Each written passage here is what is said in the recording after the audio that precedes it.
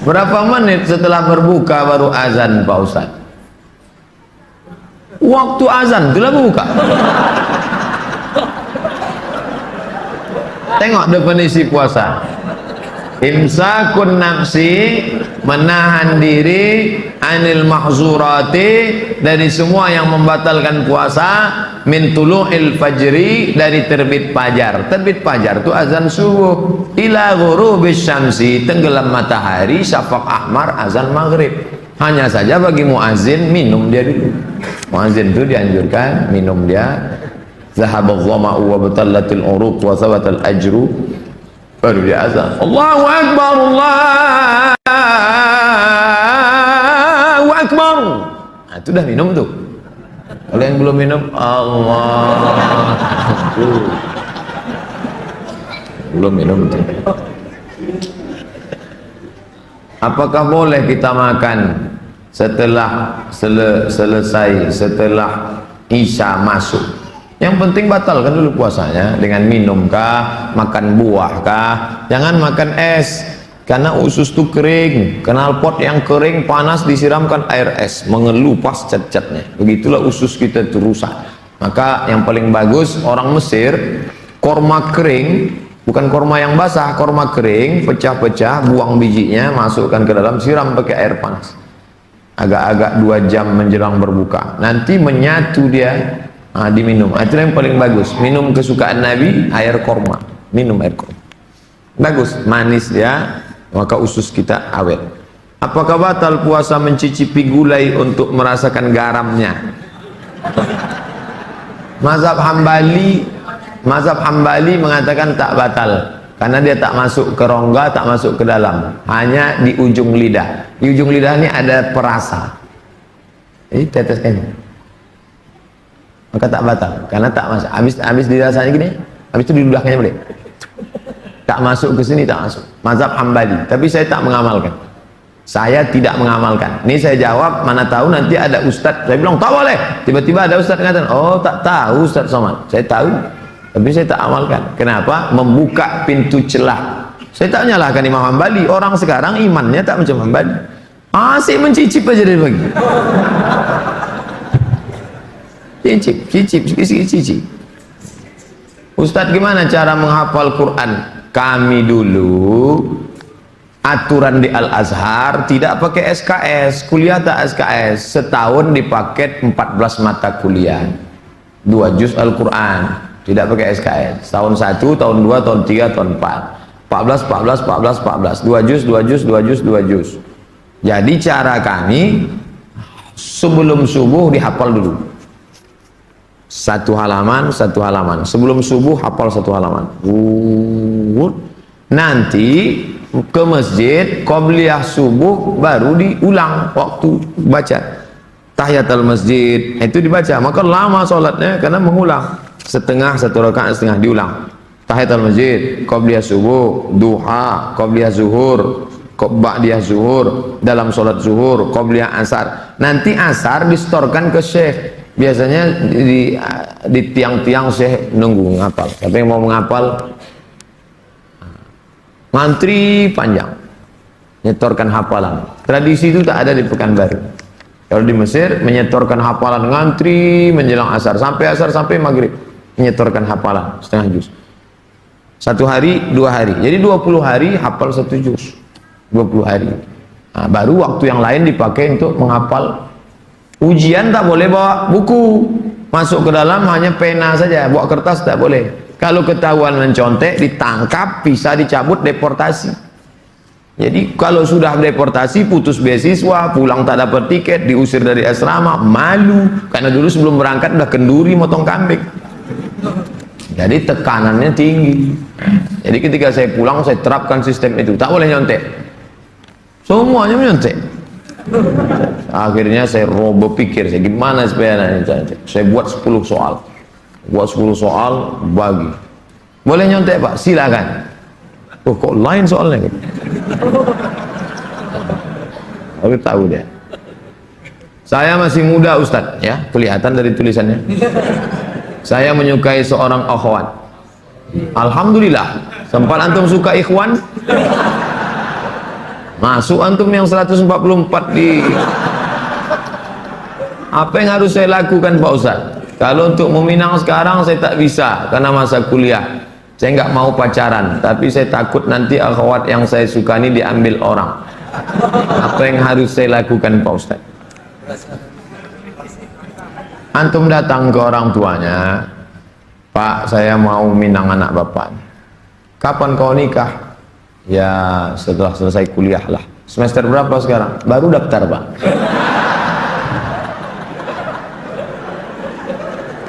Itu rasa-rasa biasa saja itu adik-adik sekalian. Nanti setelah sekalian kuliah, banyak yang lebih cantik, lebih mantap dari itu. Anggap ingin lalu aja. Tak ada. Nanti setelah kalian selesai, banyak yang lebih hebat lagi daripada itu. Maka tundukkan pandangan. Yang gadis-gadis bagus pakai cadar supaya tak nampak laki-laki wajah. Ustadz di mana di Pekanbaru ini tempat belajar tahsin ngaji? Ustadz Hardi LC. Datang ke Tafakuh, banyak kajian, jamnya ada. Datang ke kantor Tafakuh, depan gedung guru. Dari sini sebelum Purna MTQ, gedung guru sebelah kanan ada perkantoran Sudirman. Di depannya ada karaoke Rosa. Tapi jangan antum masuk ke situ. Kanan karaoke, yang kirinya Tafakuh. Dr. Mustafa Omar. Tanya, ada Ustadz Hardi? Nah, daftar tahsin dengan Ustadz Hardi. Ustaz, Nabi Muhammad tak pernah cukup puasa sebulan pada bulan Sya'ban. Bagaimana kalau puasa bulan Rajab? Tak pernah, tidak pernah cukup puasa. Pernah Nabi. Bulan Sya'ban pernah Nabi sebulan. Karena Rasulullah SAW yasumu Sya'ban kullah. Kata ulama mana kullahu, pernah dia sebulan. Tapi tidak tiap tahun. Pernah, tapi tidak tiap tahun. Bagaimana dengan Rajab? Rajab bagus. Mana dalil puasa Rajab? Wa minal hurumi fasum, berpuasalah engkau di bulan-bulan haram. Bulan haram itu Zulqa'dah, Zulhijjah, Muharram, Rajab. Dalilnya umum. Ustadz, gimana biar istiqomah sholat di masjid? Begitu sedengar azan langsung bangkit. Karena waktu azan berkumandang setan lari tunggang langgang. Wa 'alaiha duratun, sampai terkentut-kentut. Begitu terdengar azan, Allahu Akbar, Allahu Akbar, bangkit langsung berangkat. Jangan antum santai nanti aja lah menunggu iqamat. Oh enggak, langsung berangkat, langsung ke masjid. Intizarus shalah ba'da shalah, menunggu sholat. Paksa-paksakan sampai dia mendarah daging sehingga kalau tak sholat meleleh air mata antum. Itu baru terasa manisnya sholat jamaah. Apa saja penyebab rezeki dihambat Ustaz? Kami sudah kerja potong panting tapi hasilnya selalu kurang, malah hutang tambah banyak. Banyak berdoa kata Nabi pada orang yang diutang, Allahumma inni a'udzubika minal hammi wal hazan wal ajzi wal kasal wal jubni wal bukhul wa dhala'id daini wa ghalabatir rijal. Berusaha. Kalau engkau belum diberi Allah husnuzan pada Allah, tak sulit bagi Allah menyehatkan Ayub, tak sulit bagi Allah menyelamatkan Yusuf, tak sulit bagi Allah membuat Ibrahim punya anak Ishak, tak sulit bagi Allah menolong Muhammad SAW. Dia hanya ingin menengok engkau terus berusaha dan berdoa. Bagaimana hukumnya dalam perjalanan menuju kajian Ustadz? Kami melaksanakan sholat maghrib di jalan. Setelah selesai sholat kami tak berzikir dan langsung melanjutkan perjalanan. Bagaimana itu Pak Ustadz? Sambil naik kendaraan tuh kalian berzikir. Subhanallah, subhanallah, subhanallah, subhanallah, subhanallah, subhanallah, subhanallah. Alhamdulillah, alhamdulillah, alhamdulillah. Tent, subhanallah. Alladzina yazkuruna Allah qiyaman, berzikir waktu tegak, wa qu'udan, waktu berjalan, waktu duduk, wa ala junubihim, waktu berbaring. Zikir tak boleh putus. Karena mau cepat takut terlambat. Assalamualaikum warahmatullahi wabarakatuh. Tetap ba'diyah rawatib. Habis itu berzikir. Tak ada halangan. Ustaz, bila kita mempunyai masa lalu yang suram, apakah harus diungkapkan atau tidak pada calon suami istri? Dosa apabila tidak diungkapkan, tidak dikasih tahu. Ada keterus-terangan yang membuat hati orang luka. Tapi ada suatu yang antum sembunyikan bisa berefek hukum. Inishtarata thaiban, inishtarata bikran. Kata Imam Ibn Taymiyah dalam kitab Majmu' Fatawa, dikutip oleh Imam Sayyid Sabiq dalam fikih sunnah. Yang punya teks Ibnu Taimiyah, nama kitabnya Majmu' Fatawa, dikutip oleh Sayyid Sabiq, dibuatnya dalam kitab fikih sunnah. Inishtarata bikran fapanat saiban falahul fashu. Kalau seorang suami mensyaratkan istrinya mesti perawan, ternyata tidak perawan, maka dia punya hak fasah membatalkan pernikahan. Jadi kalau sekedar antum dulu pernah nonton karaoke, tak perlu antum ceritakan. Ditanyanya, kau solihah? Insya Allah bang. Masa lalumu, siapa yang tak pernah punya masa lalu? Emangnya kau suci? Tapi kalau sudah masalah implikasi hukum, antum mesti terus terang. Karena kalau antum bohong, maka dia punya hak fasah. Ini hati-hati. Setelah itu cerita, tapi bahaya juga nih kau cerita, dia tak jadi, tak mau. Bukakannya ke yang lain, alamat pokoknya gawat lah itu dah. Bila wanita menolak menikah karena alasan menuntut ilmu yang disuruh orang tuanya, bagaimana menurut Pak Ustadz? Kenapa dia tak mau menikah? Ayahnya maksa dia harus selesai S3 baru nikah, S2 23, S3 tambah lagi, S2 25, S3 3 tahun 28. Kau setelah doktor baru boleh menikah. Begitu kata bapaknya. Hadapi bapaknya. Keras bapaknya nih Pak Ustadz. Bapaknya orang apa? Orang Kabupaten Kampar. Ajak Ustadz Mustafa Umar. Bapaknya orang apa? Orang Jawa. Ajak Ustadz Jamhur. Jumpa sama Ustadz Jamhur. Assalamualaikum, Waalaikumsalam. Pripun kabari apik?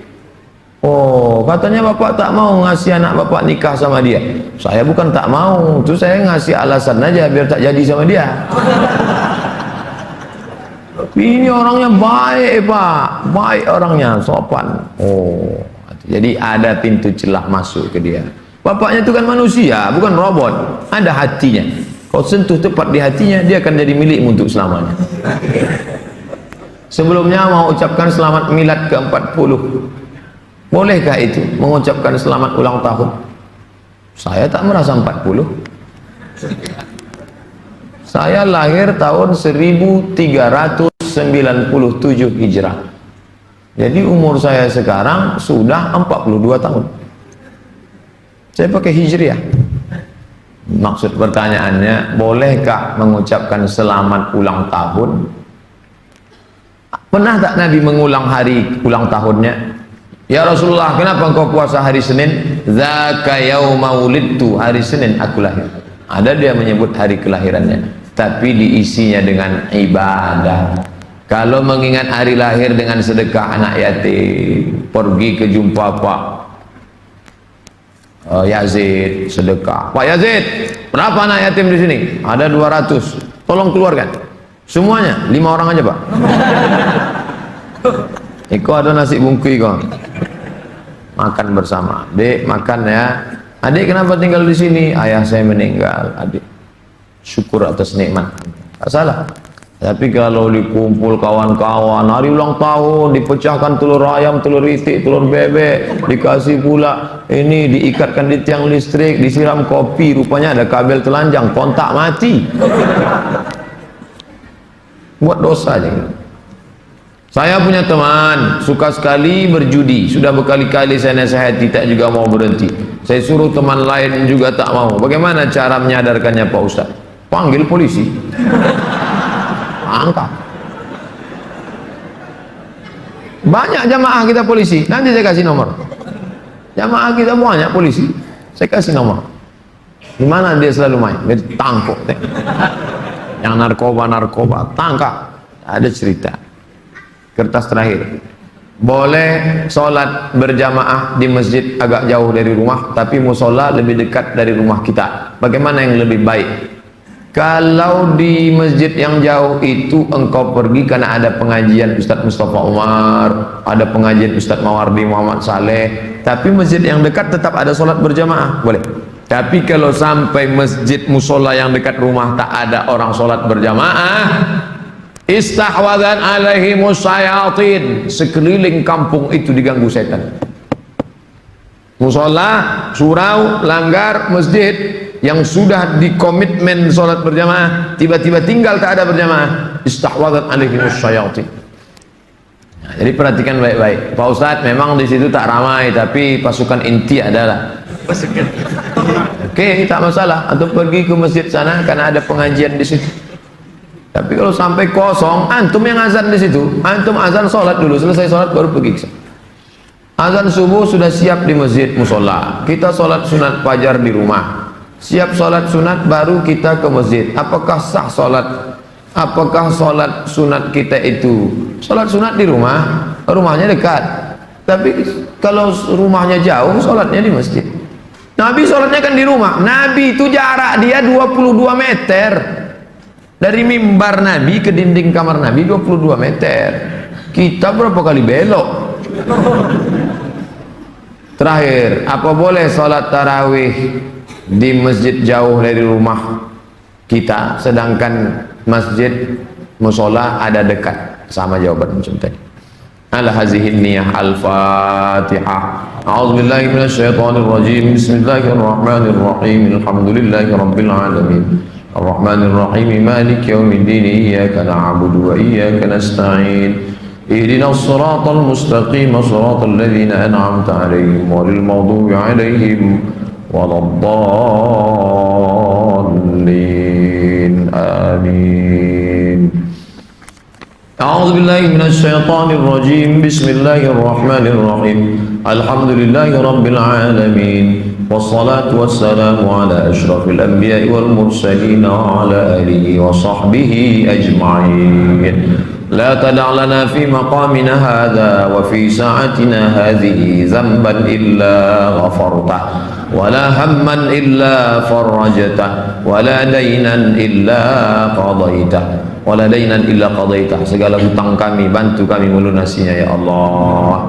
Wala mumtahinan illa najahta. Saudara kami yang sedang ujian pekerjaan, ujian masuk perguruan tinggi, luluskan ya Allah.